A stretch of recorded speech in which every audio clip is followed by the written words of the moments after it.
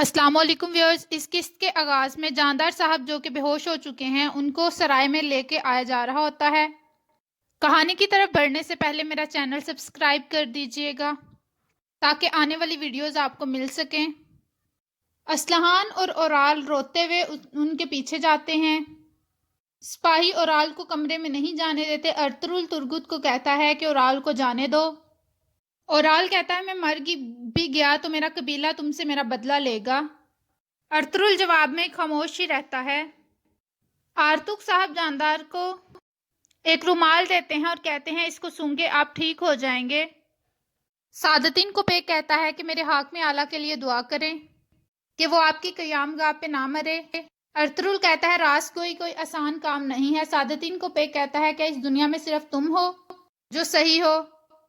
اورال اندر اپنے بابا کے پاس بیٹھ کر ارطغرل کے لیے چیخ رہا ہوتا ہے۔ آرتوک صاحب کہتے ہیں کہ یہاں سے جاؤ، مجھے اپنا کام کرنے دو۔ اس کے بعد وہ جاندار صاحب کے بٹن کھول دیتے ہیں۔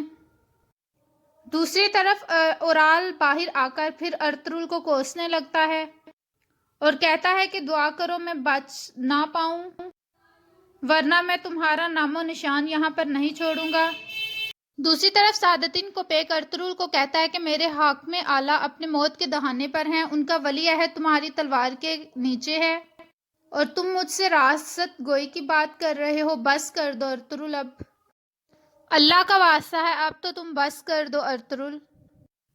ارطغرل سعادتین کو پیک کے جواب میں کچھ نہیں کہتا۔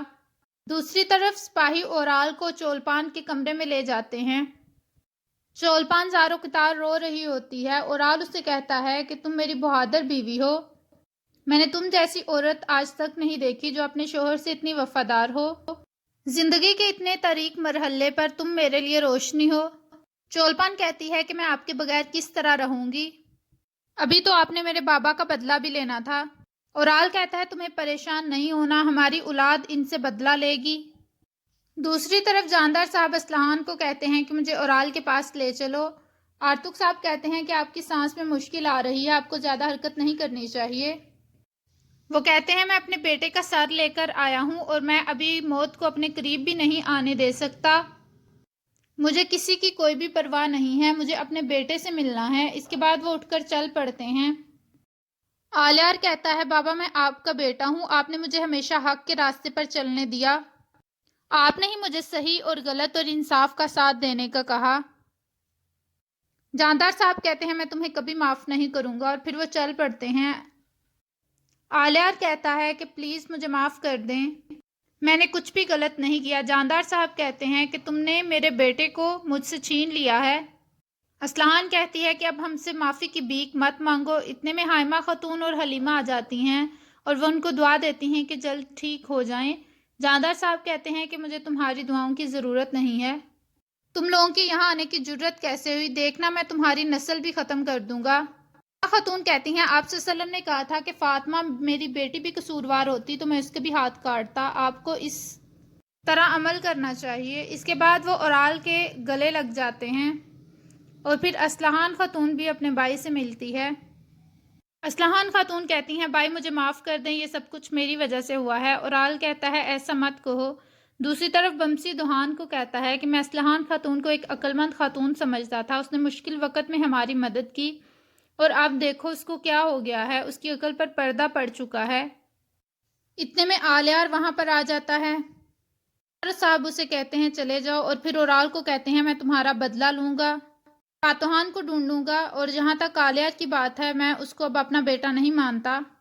سعادتین کو پیک کو کہتا ہے کہ تم نے ہمارا وعدہ پورا نہیں کیا۔ سعادتین کو پیک کہتا ہے اس نے سلطان کو خط بھیج کر قاضی بلا لیا۔ اتنے میں وہاں ارطغرل آ جاتا ہے۔ آلیار ارطغرل کو کہتا ہے کاش میرے بھائی کی جگہ مجھے سزا دی جاتی۔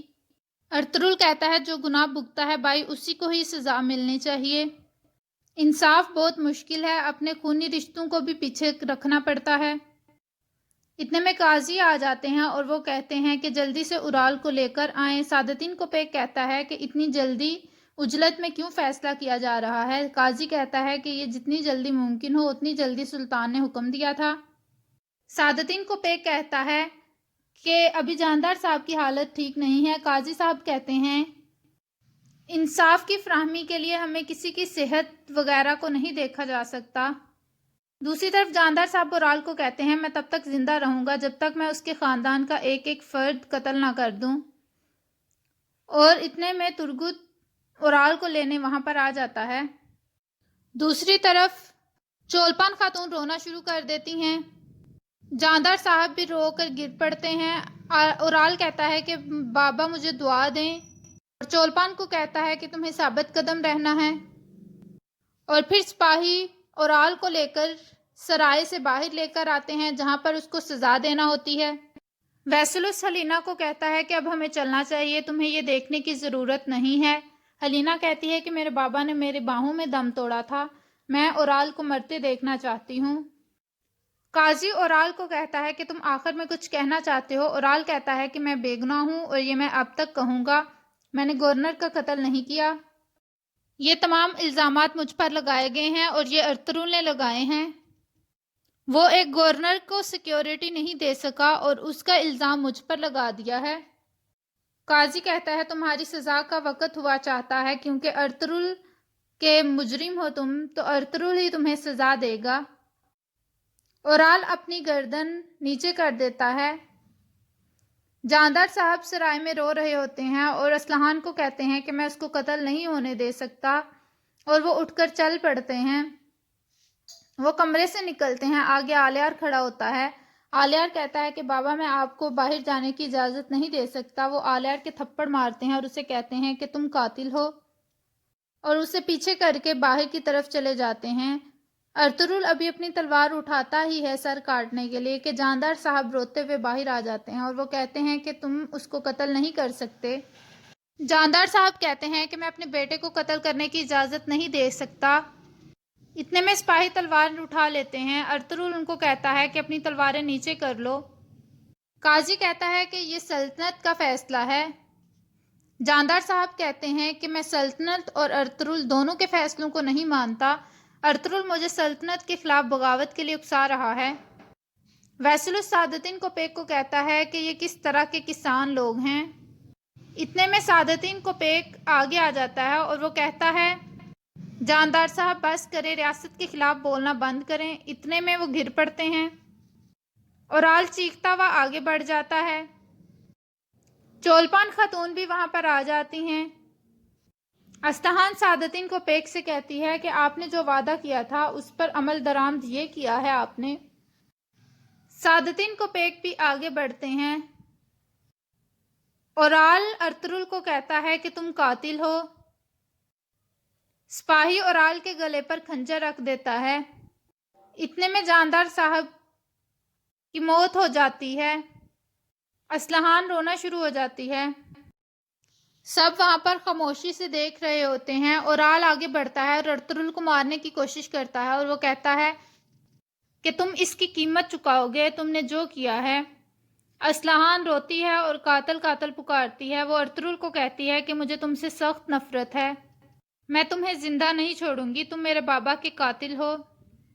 سعادتین کوپیک اسے ایک طرف لے جاتا ہے۔ وہ سعادتین کوپیک کو کہتی ہے میرے بھائی کو بچا لو ورنہ میں تم سے شادی نہیں کر سکتی۔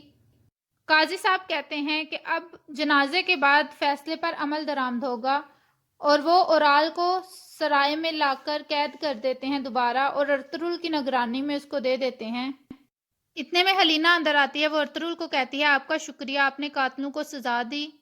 ارطغرل ہلینا کو کہتا ہے کہ ویسلس پر نظر رکھو، وہ میری نظر میں مشکوک ہے۔ اتنے میں اوپر سے ویسلس آ جاتا ہے۔ وہ کہتا ہے تم نے امن کو تباہ کر دیا ہے، کہ اس طرح سے تم امن کرنا چاہ رہے ہو کہ دونوں قبیلوں کو آپس میں ایک دوسرے کا جانی دشمن بنا دیا ہے۔ ارطغرل کہتا ہے کہ میری نظریں اب سے تم پر ہوں گی ویسلس کہتا ہے کہ مجھے ہنسنے پر مجبور نہ کرو، میری بھی نظریں تم پر ہی ہیں، اور پھر وہ وہاں سے چلا جاتا ہے۔ دوسری طرف آلیار ارطغرل کو کہتا ہے کہ بھائی کیا یہ قیمت تھی انصاف کی جو مجھے چکانی پڑی تھی؟ اتنی بھاری قیمت ہے کیا انصاف کی؟ ارطغرل کہتا ہے کہ آپ کو صبر کرنا ہوگا۔ اتنے میں جاندار صاحب کو ان کی لاش کو واپس قبیلے لے جانے کے لیے لے کر جا رہے ہوتے ہیں۔ سعادتین کوپیک کہتا ہے ارطغرل تم نے جاندار صاحب کو خاک میں ملا دیا اور ان کے قبیلے کو بغیر سردار کے چھوڑ دیا۔ وہ ارطغرل کو گالیاں دے رہا ہوتا ہے۔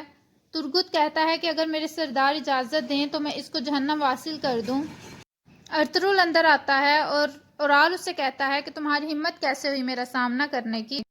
ارطغرل کہتا ہے آج تو تمہارا سر میں قلم نہیں کر سکا، لیکن کل تمہارا سر میرے ہاتھ میں ہوگا اور جاودار قبیلے کا ایک اچھا مستقبل ہوگا آلیار کی سرداری میں۔